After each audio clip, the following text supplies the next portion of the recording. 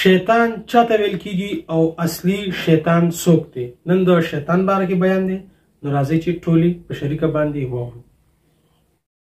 شیطان دا په عربی کې هر سرکشه ته ویل کیږي شیطان. شیطان خو موږ پښتانه وایو شیطان، دا په اصل کې دی څه دلته چا وایي شیطان.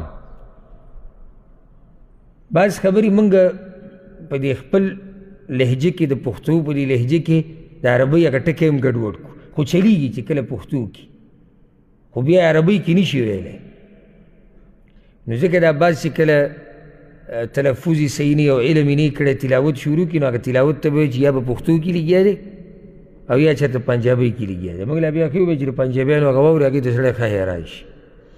نو چې سړي شروع وکړه اعوذ بالله من الشیطان الرجیم، مزه م نه کوي.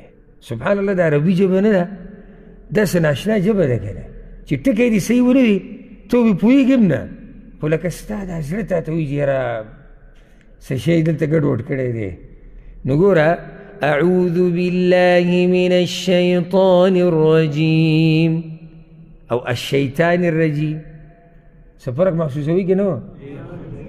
نو دا شیطان ورته موږ په پښتو کې وایو، پښتو کې صحیح ده چلی، خو په عربۍ کې دې ته شیطان ویلی کېږي، الشیطان.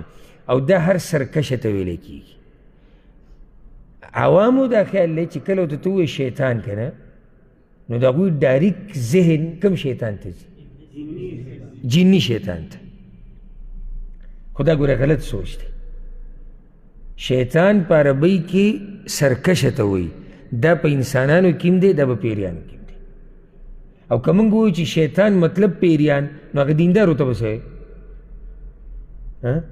او که دیندار هم شتي که نه، که نه پیریانو کې دینداره نشتي، شتي پکې دینداره، شتي مسلمانان، نو هغه هم شیطانان دي؟ نه، کوم چې سرکشه دي، کوم چې د الله نه مني، نو دغه شان په انسانانو کې هم سرکشه شتي، شتي که نشتي چې هغه څه دي؟ هغه شیطانان. دا الشیطان په اصل کې په دې کې معنی د لرېوالي پرته ده. نو دا شیطان د هر خیر نه لرې دی، ځکه ورته شیطان ویلی کېږي. یو وجه دا ده. بله دا وایي ځکه چې د ده طبیعت د انسانانو د طبیعت نه لرې دی، پیری شیطان. ځکه چې دلته چې د اعوذ بالله کې چې د کوم شیطان ذکر دی، دا کم یو دی؟ دا جنی دی که انسی دی؟ جنی دی. نو هغه جنی شیطان د انسان د طبیعت نه څه دی؟ نږدې دی که لرې دی؟ که نه طبیعت یې زموږ سره لګي؟ لرې دی. ښه، بعض وایي دې کې معنی دا پرته ده، شیطان ته شیطان په دې وایي ځکه چې دی د اور نه پیدا دی، او دا مشتق دی د شاته ټکي نه، او دې کې معنی د اور پرته ده. ټولې خبرې صحیح دي، که د اور وی او که لرېوالي وی صحیح ده. الرجیم شیطان رټلی شوی. چا رټلی دی؟ کله چې آدم علیه السلام ته سجده ونه لګوله. ښه، په دې کې یو بله معنی هم ده د الرجیم کې، رجم پکې. رجم څه ته وایي؟ ویشتلو ته. دی ویشتی شوی دی، په ستورو باندې ملایکو ویشتلی دی. نو ته داسې وویلی شي د شیطان ویشتلی شوي نه، اگر که معروف خلک دغه کوي چې د شیطان رټلي شوي نه. په دې به اکتفا وکړو او انشاءالله سبا به د بسم الله الرحمن الرحیم نه شروع کوو. او کوشش کوئ چې ښه په توجه سره او په شوق سره او ذوق سره درسونه له راځئ، او ډېر څه به انشاءالله دې ځینې ځان سره ویسئ. چې صرف نن کور ته لاړې که نه سوچ به وکړي چې نن چې تا کومې خبرې زده کړې، څومره ډېرې خبرې په لږ وخت کې او په معمولي محنت، یعنې موږ څه کړي دي، څه محنت موږ کړی او هغه موږ یې زده کړي.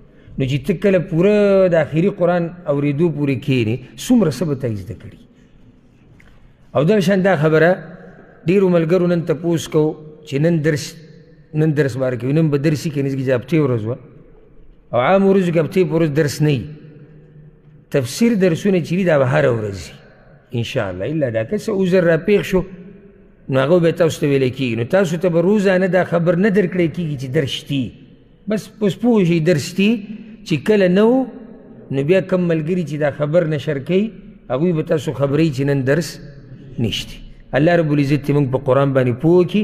هذا والله اعلم وصلى الله وسلم على نبينا محمد. خدا بیان تاسو واوریدلو چې شیطان چاته ویل کیږي او اصلي شیطان څوک دی. دغه شان قیمتي بیاناتو لپاره تاسو زموږ سره اوسئ. السلام علیکم ورحمة الله.